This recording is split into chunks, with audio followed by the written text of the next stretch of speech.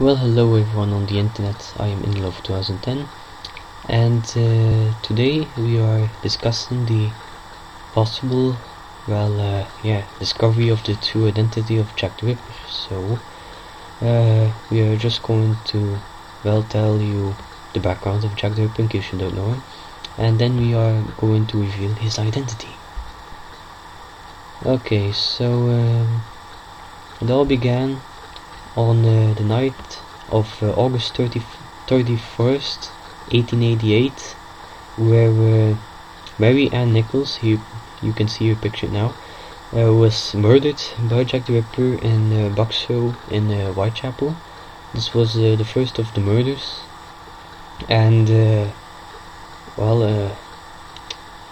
it was kinda brutal, but not the brutalest of them all. He killed a total of 5 women, and there's worse to come, so prepare, because it's not going to be nice. Next we have Annie Chapman, who was murdered on September the 8th, 1888, in a garden of Hanbury Street 29 in Whitechapel. She was murdered in the same way as Mary Ann Nichols, and was also by the same killer, namely Jack the Ripper. The next murder was actually a double murder, which you can say, 2 people were killed in one night. The first one was Elizabeth Stride, who was murdered on September 30th, 1888 in Dutsfield's Yard.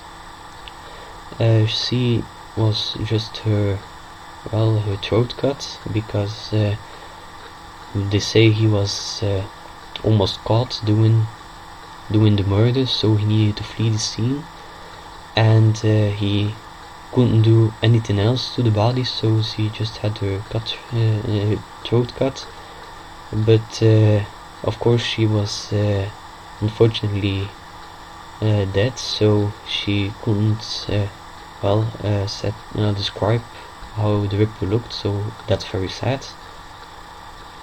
And the following murder, who took place probably around 30 minutes to an hour after Elizabeth Stride, was Catherine Eddowes, also murdered on September 30th, 1888 in Martyr Square, and also in Whitechapel.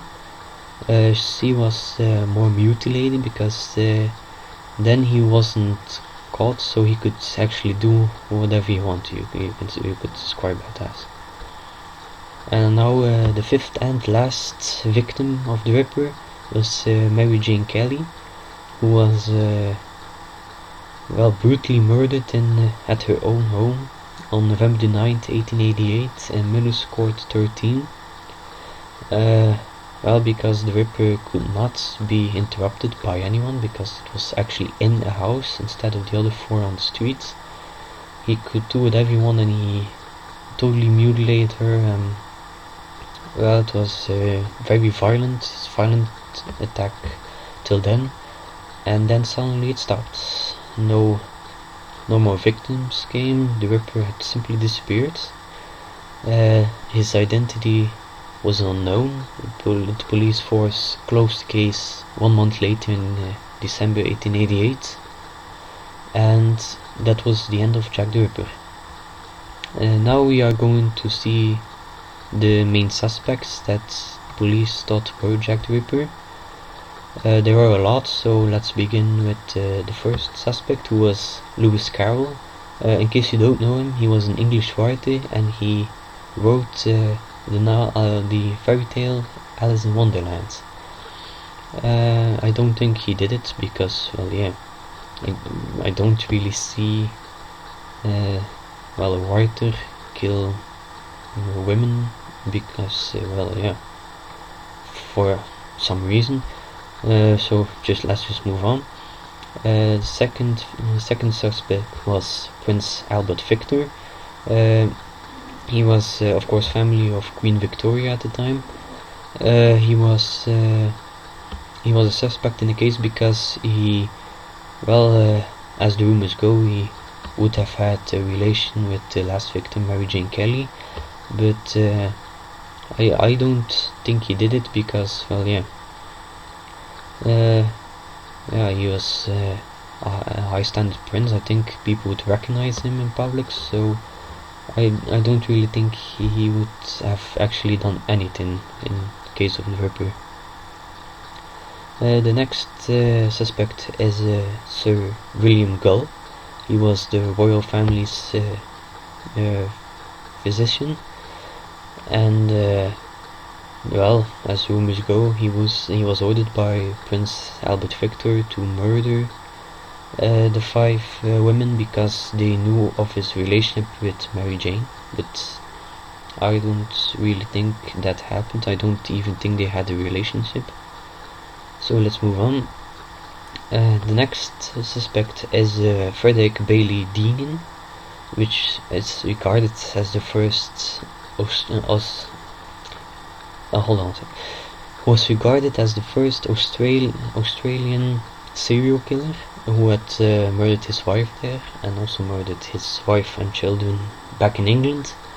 He fits the description of some witnesses of the Ripper, but I don't really think that he did it because he was there in London at the time of the Ripper murders. He had murdered someone before, but I don't really. Well, his previous victims were his wives and his children. I don't really know why he murdered 5 strange women. According to him, they were strangers, so I don't really think that makes much sense, so I would scrap him off the suspect list. Okay, the next suspect is John Pizer. He was bootmaker in Whitechapel, and he was a suspect for a little while, but eventually they let him go out of jail because they hadn't enough evidence against him.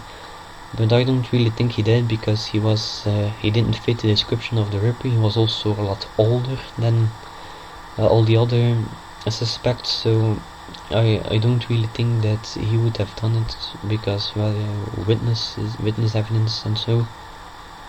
And now we come to our last suspect, Aaron Kosminski, who was a hairdresser in Whitechapel, and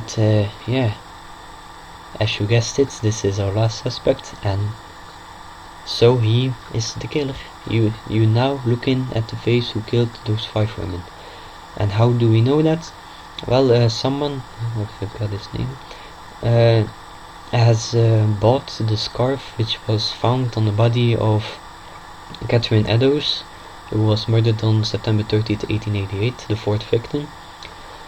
And well, he researched it recently, and he found, of course, it was covered in blood of Miss Eddowes, but he also found sperm on it, and that's really unsettling because they only thought he murdered his victims and didn't sexually assault them. But yeah, I think now, because of this evidence, he did, so I'm not too comfortable with that.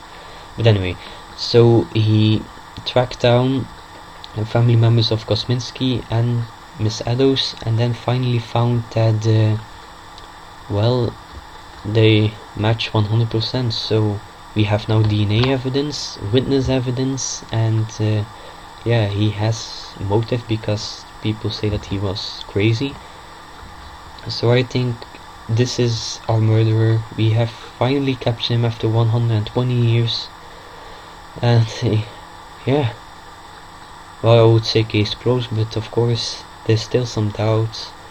The case is, well, still going on.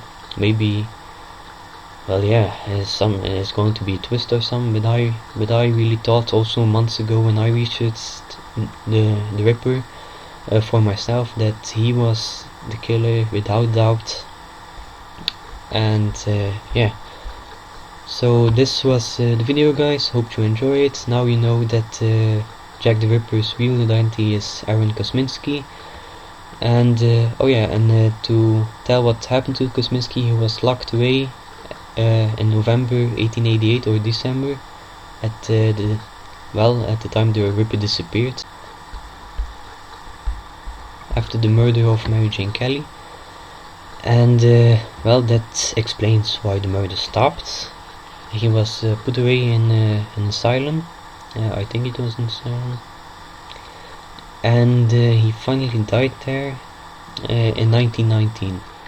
So yeah, he was a barber, so he could have had knives or something. I don't know how he knew where all the body parts were that he stole, because they say you need to be really precise in that, and that's why they thought he was a butcher or a physician. You know what I mean. And well, I don't know. We need to. Well, someone needs to, or I need to look out for that. But anyway, now you know his true identity, and what happened to him, and why I think that he committed the murders. And well, the only thing left is to seek how he knew all those, all the body parts and stuff. But maybe we will figure that out, because 2014, we have lots of technology. Well, we'll find out. But now, well, we have a person we can link to Jack the Ripper. So this is the video, guys. Hope you enjoyed it. Stay tuned for more videos. I didn't upload that many videos because my computer has crashed, but it's completely, I hope it has completely restored again. And well, see you later, guys, on one of my other videos. Goodbye.